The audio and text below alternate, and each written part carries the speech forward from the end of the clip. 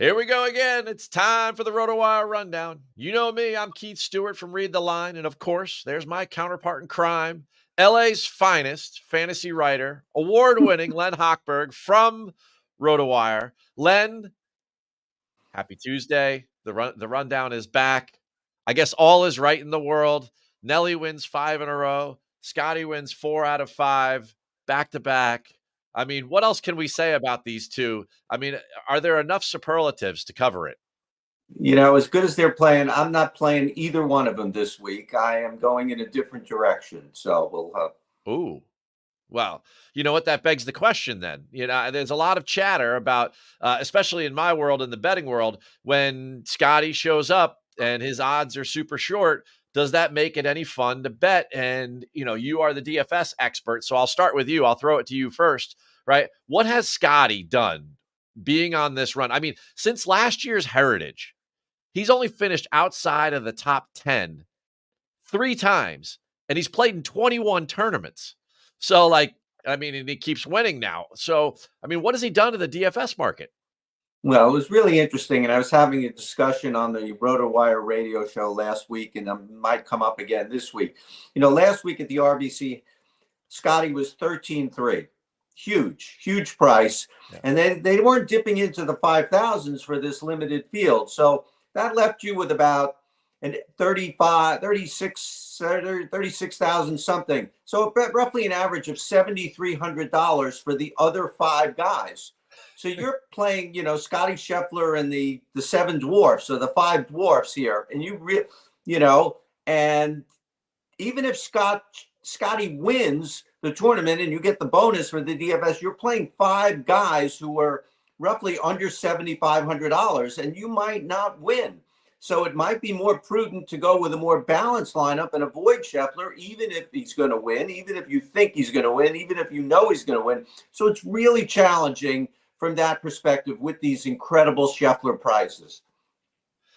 From a betting perspective, he's just caused us to be super creative. Now, in an overall golf sense, I'm just going to say, I think it's great that Scotty, and I'm going to include Nelly in this conversation for a second, that we have these alpha dogs out there on tour right now. I mean, it brings in such a periphery audience, and there's more fans engaged in the game. They know who the person is to watch. It becomes, basically appointment viewing in order to see these players kind of take on the field. And it never hurt to have Tiger Woods play. And even though he dominated for over a decade, it never hurt to have him in the field. So even though we might complain a little bit or it causes some different decision making, I still feel like it's good to have these two in the field. And when it comes to Scotty and or Nelly, the way I approached it this last week, I love figuring out the puzzle every week that is the betting markets, and looking for the value and looking for the opportunity. And when it's not obvious, I think that's really when the sharp minds take over. And last week, Nelly went in at plus 550 to win the Chevron, her 5th in a row and the first major championship of the year. The next closest person on the odds board was plus 2,500. It was 5 times as much as her odds. And I looked at that and I go, wow, I think she's maybe even separated herself more than Scotty. And then we looked at what Scotty was at, and he was 4-1 against the signature field with no cut. So I said, you know what? I'm going to do something I've been meaning to do for a couple weeks now. I'm going to parlay both of them to win. I'm going to short my betting card, and I'm going to put this in. And when you did that, and when you took 4-1 on one and 5.5-1 on the other, it got me to 31-1. So the odds were plus 3150 that the two of them would win.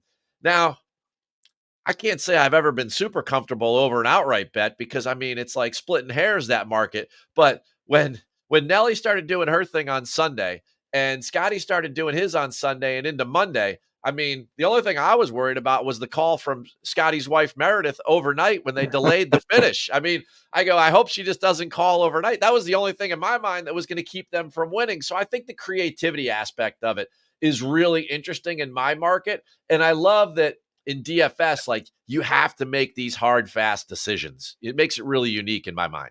Yeah, it's just great. And that's a great play by you, a great call by you. And I guess it just really upends the outright betting market.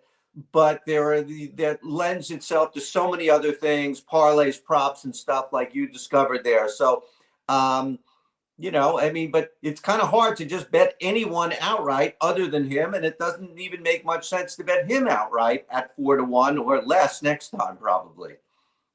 Yeah, I've done all sorts of interesting things over the last couple of weeks to combat his dominance or her dominance. You might throw a parlay in with a what you think is a person that's going to finish in the top 10, maybe a person in the top 20, and then Scotty to win. And then you can get yourself some longer odds.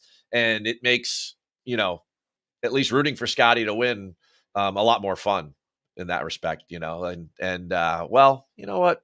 He's not around this week. We have the Zurich Classic. We're heading down to New Orleans. I think it's kind of funny. The ladies are in LA this week and the men are in LA this week. I was writing something out earlier and I caught that and I was like, that's pretty interesting. Even though one's in Louisiana and one's out there in your neck of the woods.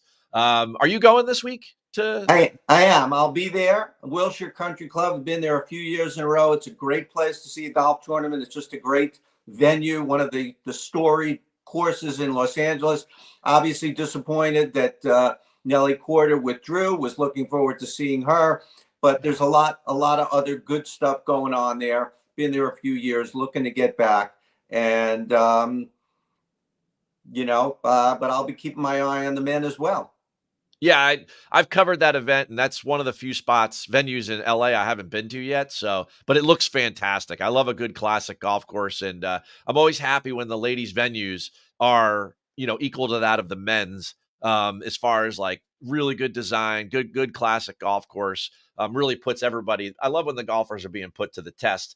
And speaking of a test, we have a different exam this week down in Louisiana for the Zurich Classic.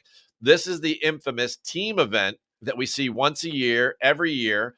It's the 7th year now. Well, they started 2017. So this is now the 8th edition of the team event. I think probably best before we get into your skills is that we have to describe for everybody the format that they're playing, because it isn't just straight with 2-man partners, just straight 72-hole stroke play event.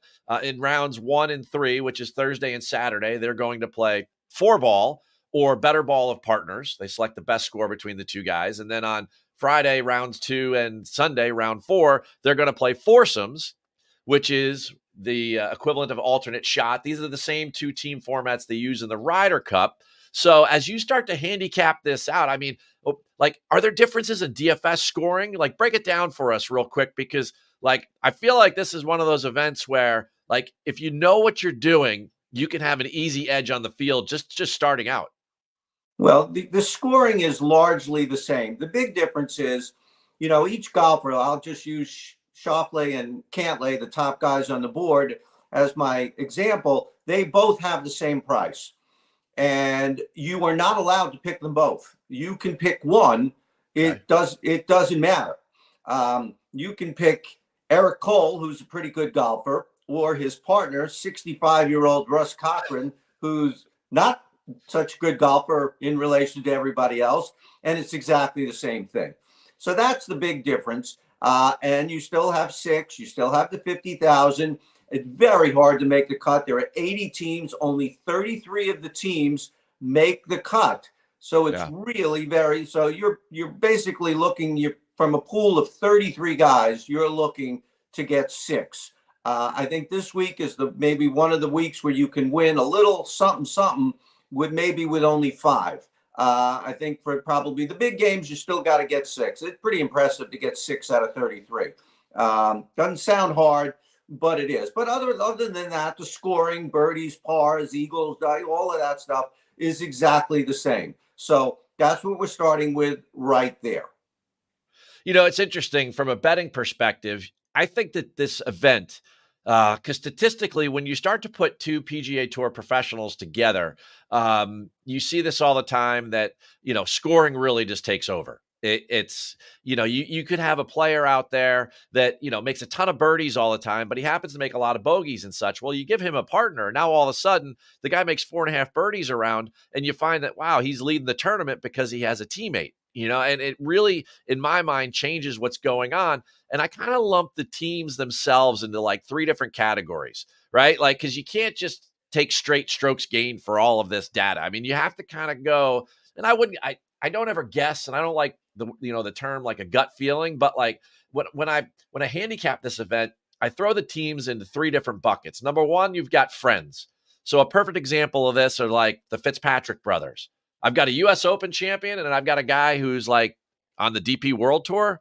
So like, is that a team I'm really going to hitch my cart to? The second type of team are your popular ones, which are really going to draw a ton of attention. That's going to draw a ton of attention from your markets and my markets. You're going to hear all the pundits talking about Keith Mitchell with Joel Damon because it's 2 popular guys. And they're 2 guys that people love to bet on. And when they come together, they go, oh my goodness. Like last year, it was Colin and Max. Maybe it's Sahith and Will this year. You get these popular guys and you put them together and you wonder, I wonder if these guys like really even know each other that well, or if their games are that complementary, which gets me to the third one, which is team chemistry, these are the guys that you want to target. And I'm sure that when we get into the names that a bunch of these guys are going to be your guys. But like, if you take 2 guys from Canada, for example, right, that, like really enjoy each other's company and they've played a bunch of practice rounds and such together, then, they're not so worried about letting each other down as they play alternate shot. And, you really have to look at the scoring. It's so important to have guys this week that make a ton of birdies.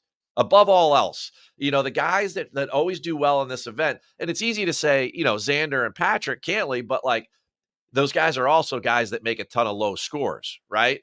So you want to have guys that can put the ball in the hole. So you want to have guys that make putts. I mean, one of the toughest things in the world to do is putt a 5-footer after you haven't putt on that particular green yet.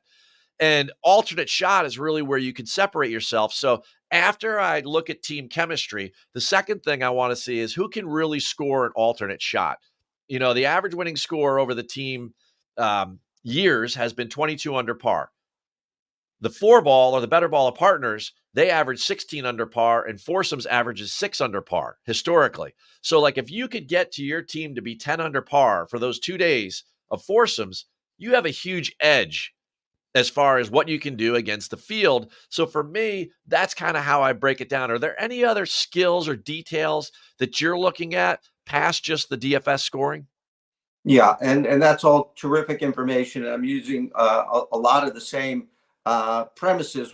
I look for guys who are maybe are friends and know each other. I think that matters. I think 2 guys who are thrown together, they just want to play the Zurich, and oh yeah, I want to play the Zurich too. And it's like, maybe the last boy and the last girl who don't have a prom date, they want to go. All right, we'll go together. And I don't know. I looked at a pairing this week and I didn't see any connection at all. I may be way off here, but I have no idea what Daniel Berger and Victor Perez have in common. But they are playing together this week, and I hope they enjoy the prom together. But yeah, there are college teammates. A bunch of them, we'll get into that, who know each other or either played on the same college team or from the same university and know each other that way. You really got to have at least the thing that concerns me about Mitchell and Damon is that neither one can really putt. And yeah. You sort of got to, and last year you had to get to 30 under. So I don't know how they're getting to 30 under. So I'm looking, for at least one good iron player, because you just got to get the ball on the green super efficiently, and then one good putter. And if you could find 2 good iron players and 2 good putters, maybe like Scheffler and Cantlay, who do everything pretty well, then you're even better. But at least one guy who's an iron player, one guy who's a great putter, and hopefully they know that. I'm sure they know that, and they'll figure out who's going to tee off and how they're going to play each hole, when they're in that format. So that's what I'm looking for. Iron play, putting, one of each at least. All right. So that begs the question. And I mean, I wish we lived in more of a fluid universe, but boy, wouldn't it be awesome if, Nelly didn't go to Wilshire and Scottie's baby doesn't come this week. Could you imagine if we could put Nelly and Scottie against this field just to see how they would do? I mean, how much fun would that be? That would be great fun. And I think there would be a lot of people, and maybe me included, who would think that they would have a shot.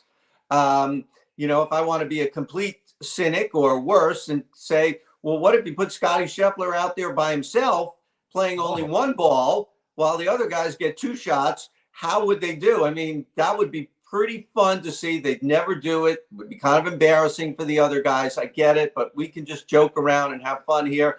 I think it might be more people, if you put that Twitter poll up there, more people would pick the field over Scottie, or the 2-over-1 over Scottie, but it would be, Scottie would get 33% of the vote. And I think that's probably where I would fall, somewhere there too. So that would be fun to see. We'll never see it. Well, it would be interesting. I have a retort to that. Scottie individual going against better ball teams at the PGA Tour level.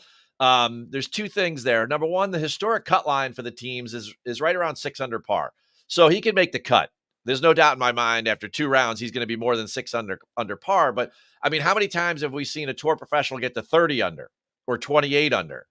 Right. I mean, so like the cumulative scoring between the two players really accounts for something on those better ball days. Not to mention the fact we've seen guys like Tiger Woods, who are the best in the world, go into the Ryder Cup and not be able to beat, even with a partner, a 2-man team from another country, right? Like at the end of the day, the value you get from having a partner in 4-ball, especially, or, well, you can't play foursomes without a partner, but the value you get from a partner in 4-ball and the amount of extra scoring, or just the ease of mind that you're like, hey, I'm playing with so-and-so today and he always hits the fairway. This is great for me because now I'm going to go and I'm going to make, 6 or 7 birdies today because I don't have a care in the world.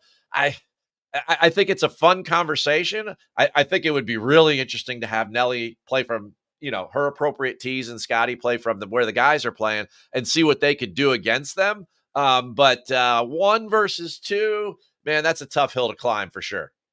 I mean, you could even play him from the regular tees. If Scottie's teeing off, he's hitting the ball a ton. Then Nelly Cordes from the fairway, I think she can, get it on the green pretty well. Of course, then you have Scottie Scheffler putting, which kind of hit or miss, a little more hit lately than miss. But yeah. But I think even if you put the two of them together, you could play them on the same tees, although there are some long par 3s in this tournament.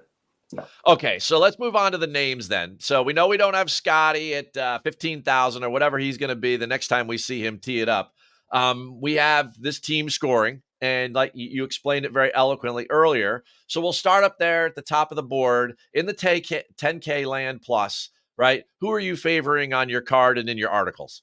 Yeah, I think you have to go with Cantlay and Xander Schauffele. They're 11-2, something like that. And they're the gold standard in this tournament. They've won. They're back for the 4th year. We know they're pals and stuff. Apparently, Xander Schauffele, the only guy on the planet who doesn't mind the slow play of Patrick Cantlay, and it seems to thrive on it. So there is something to be said for that. And, Theegala and Zalatoris, very interesting, 2 young guns. They haven't played together before. They both played this tournament with other partners.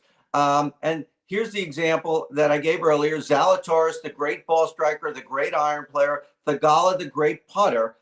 So I like that combination there. And those are in the 10s. I really wanted to take Rory and Shane. That looks like they're going to have a lot of fun out there, and maybe more fun after the round. I don't know.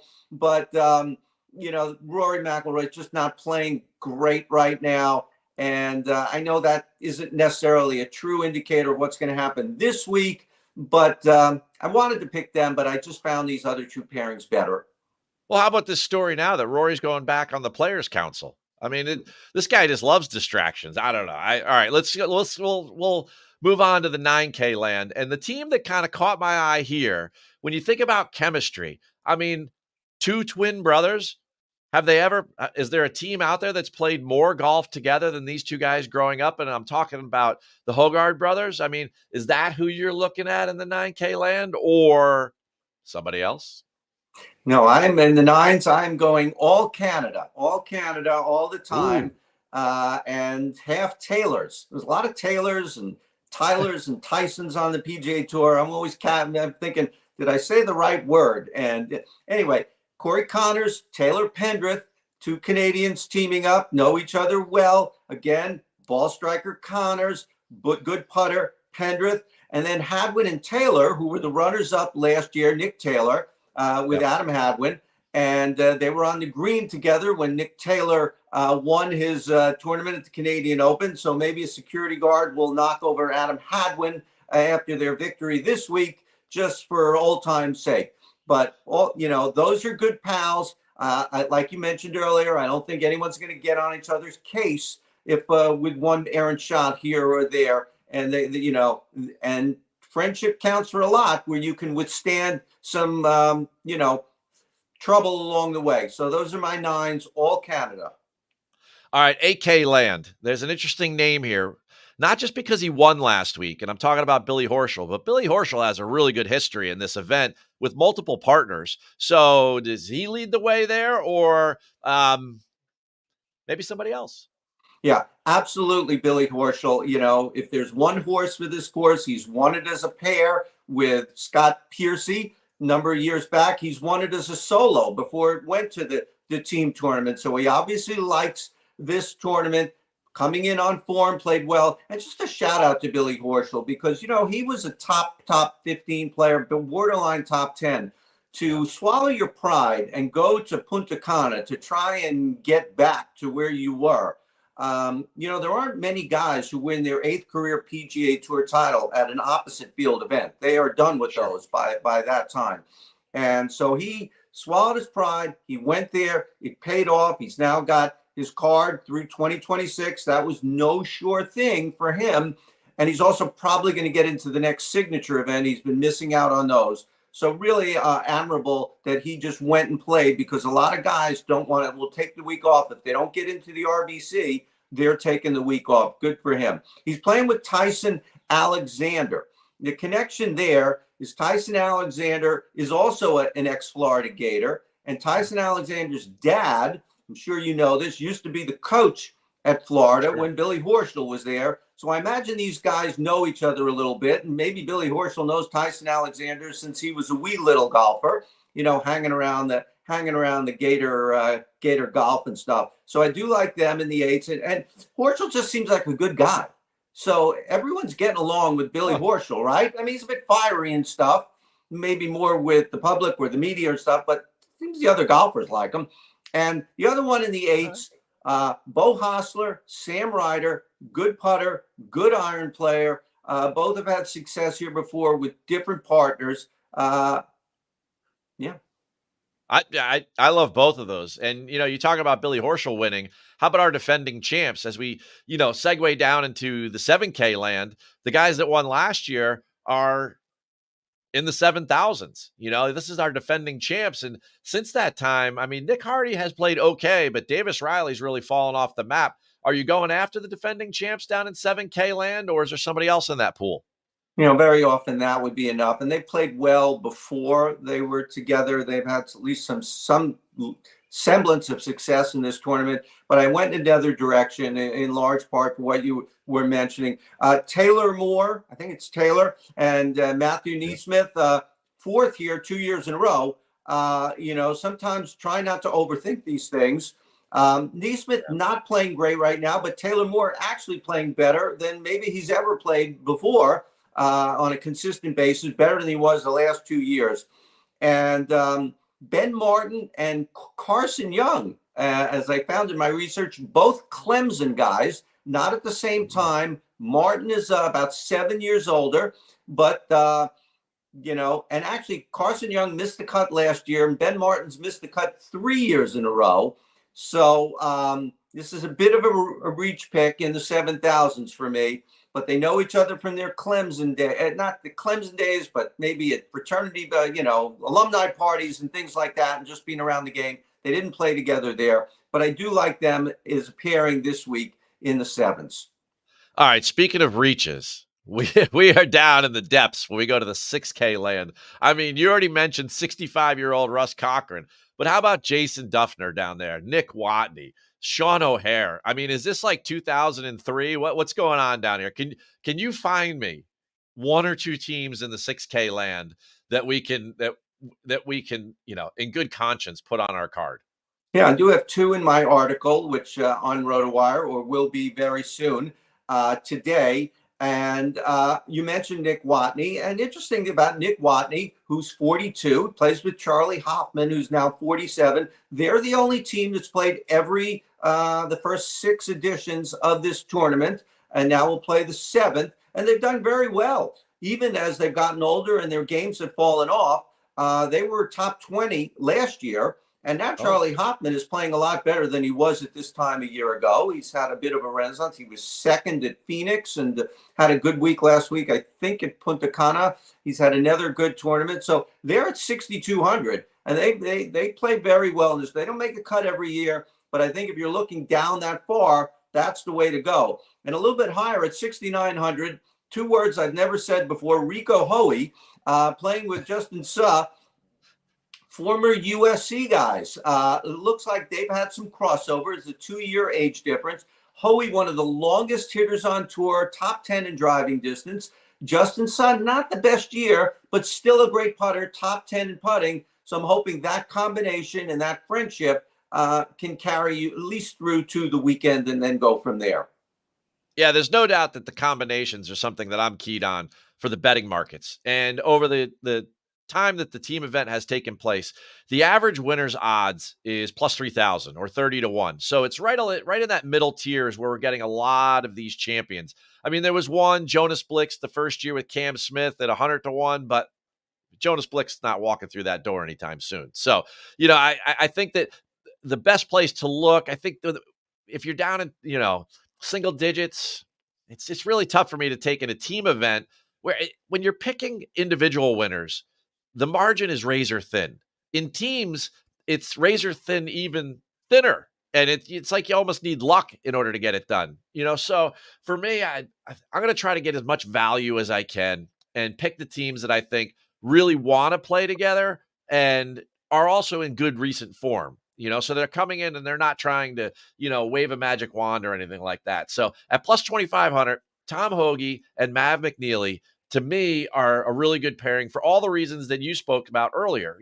Hoagie's obviously playing very well. His ball striking has been great all throughout, the winter and spring. And his putter's actually been pretty good. He was leading last week at the RBC. He had a tough Sunday into Monday, but a lot of people don't deal well with the transitions of the weather and all of that. Maybe he just mailed it in and he was getting ready for some Cajun food. I don't know. But, Mavs had a really good return from his injury break last year. He was top 10 at the Players. He's a great putter. He's increased his length off the tee. He's become a better ball striker. So I think that those two are really complementary to one another. And I'm above all else, I'd love to see those guys play alternate shot, or maybe I'm just jealous. I would just love to play alternate shot with Tom Hoge because the guy hits it close every time, and I love to putt. But the other team I'm featuring is Canada. And it's not Connors and Pendrith, but it's the other two. It's Taylor and Hadwin. And when I look at these guys, Taylor's obviously been very solid. He's got 2 wins in the last year, great wedge player, good scorer, good putter, playing very confidently. And then the other guy, Adam Hadwin, this guy's had a great career on tour. He's only won once, and he makes a ton of birdies. And he is a classic example of why he finishes like between 20 and 40 every week on the PGA Tour. He makes the cut, but he makes too many bogeys. But he's top 10 on the tour in birdie performance round after round. So his birdie average. So you put him with a solid player like Nick Taylor, and I feel like that's why they were runner-up last year, and they've had good team chemistry in the past. There's no doubt these guys are good buddies. I mean, Hadwin almost took his life into his own hands when he went to celebrate with Taylor after he won the Canadian Open last year. And the story you brought up about him getting tackled by the security guard just because he wanted to spray champagne on his buddy. I mean, that was one of the greatest social media posts of all last year. But those are the two teams that I'm featuring. It'll be a very short card for me, and I'm gonna spend more time going into the head-to-head markets and the live markets and doing all of what I usually do at Read the Line. I'll give the full narrative and report on what's happening, but at the end of the day, this is a very difficult event to handicap from a betting perspective, and maybe I'll just have more fun in the DFS markets, just like you. Yeah, and it could be. I'm looking forward to seeing. Maybe there'll be some fun viral moments of the teammates, joking or, oh gosh, he hit it in the water, and not getting upset or fake getting upset, things like that. The interaction between the two teams, especially if they're good friends, And who knows, maybe Daniel Berger and Victor Perez will be great friends by the end of the 4 days. We'll see about that. But that's one of the fun elements. I've embraced this tournament where I used to not and just shut it down and take the week off. But I will be interested to see some fun stuff this week. It's a nice break in a long season. Just like you, I love the combinations. I love the ones that, it's like playing in a member with a guy you didn't know, and then you guys do really well, and you're like, well, I guess we're playing together for the next couple of years. And, the walk-up music to me, I'm a big music fan. The walk-up music to me, seeing that list come out tomorrow on Wednesday of what songs they're playing as they walk up, I think that at times golf needs a little more fun, and I think that part's fun. And I mean, you know what else is fun? The rundown is fun with you, Len. So any closing remarks before you head over to Wilshire Country Club this week, or anything about the Zurich? Just what I said a moment ago. It's just a nice diversion in a long tour. I used to feel that way about Pebble Beach when, I thought that was hokey with all the different celebrities and stuff. And I was a little disappointed that went away. So I'm feeling good that the Zurich is there. I will watch it. I will look for the viral clips on social media, and we just have to embrace it for what it is. And we can't have the Masters every week. And even the Masters wouldn't be great if we had the Masters every week. Yeah, there's no doubt about that. But you know what is great every week? Being with you, my friend. Folks, on behalf of Len Hochberg, I'm Keith Stewart. This is the RotoWire Rundown. We're here every Tuesday, 11:15 Eastern Time, 8:15 out on the coast. Thank you for waking up with a cup of coffee there, Mr. Hochberg. We'll be back next week for Dallas and the Byron Nelson, the CJ Cup. A birdie fest there leading up to another signature event. And then, of course, the second major championship of the year. See you all in a week, folks.